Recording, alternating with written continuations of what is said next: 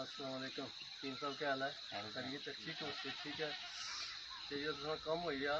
जी ये इससे कोई खुश हो? जी बिल्कुल खुश हाँ।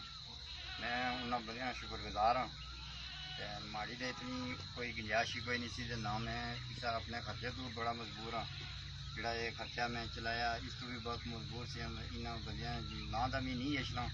जिन्हें एक सिर्फ आबद साहब ही जाना हाँ। बाकी ना मैं ना कोई ना जानना उन्होंने बहुत शुक्रिया बड़ी मेहरबानी जोड़ा इन्होंने इतना थोड़ी मकान बनाई दिता और बड़ी मेहरबानी इन्होंने बहुत शुक्रिया मैं बहुत खुश हाँ।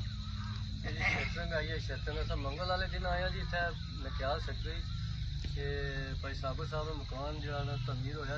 कम बनाना शतरंग ये मंगल आया शतरंग आई है इतने ये मंगल को बहुत ही क्लीयर हो गया था शतरंग का कम तो भाई साबर नाए थी अपने दोस्तों भरावां को खुश हैं जिन्ना इन्होंने काम किया मजीद इन्होंने लैंटर एक दो दिन पेज माशाअल्लाह जी असा हकीम साहब ने मौकफ किंदा असा इन्होंने प्रोजेक्ट किया शुरू किया वा इन्होंने मकान पर मौजूद हैं शटरी का काम तकरीबन सारा कंप्लीट है और इन्होंने असा मौकफ किंदा सारे दोस्तों यार ने ना तो नहीं जानने आने जी जनाब उन्होंने अल्लाह ताला निज़ा नहीं खातर इतना बैकवर्ड एरिया पहाड़ी एरिया बहुत मुश्किल एरिया इतने सड़कों की सहूलत नहीं है गड्डी बहुत मुश्किल दसनी उसने बावजूद ना सारे दोस्तों जनाब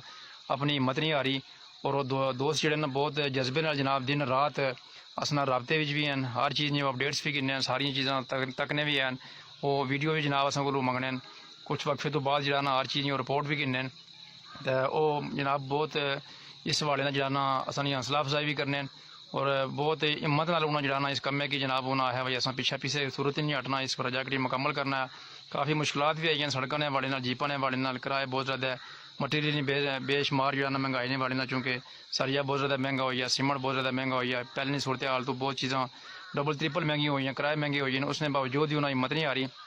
उन्होंने जी कोई मसला नहीं है अगर अखराजात ज़्यादा है इसने सीमेंट के हवाले भी महंगाई के हवाले भी सरिया के हवाले भी कोई मुश्किल नहीं है तुम अपना काम जारी रखो और इस कम की अस इंशाअल्लाह मुकम्मल कर सो बहुत बहुत शुक्रिया उन्होंने भी तो हकीम साहब भी बहुत शुक्रिया अदा करने और दिलो दुआ भी करने और बहुत ज़्यादा